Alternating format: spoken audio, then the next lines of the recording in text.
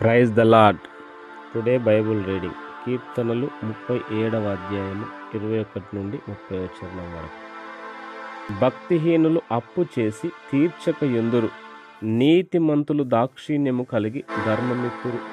యెహోవా ఆశీర్వాదము నొందిన వారు భూమిని స్వతంత్రించుకొందురు. ఆయన శపించిన వారు నిర్మూలమగుదురు.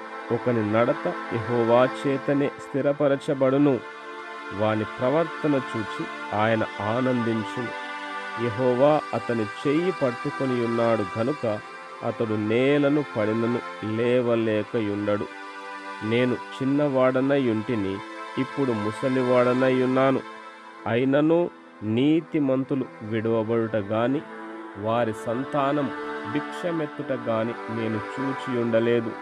దినమెల్ల వారు దయాళురై అప్పు ఇచ్చుచుందురు.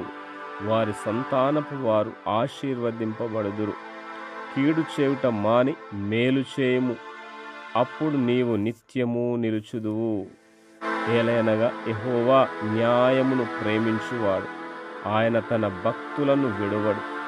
వారెన్నటెన్నటికి కాపాడబడుదురు గాని భక్తిహీనుల సంతానము నిర్మూలమగును.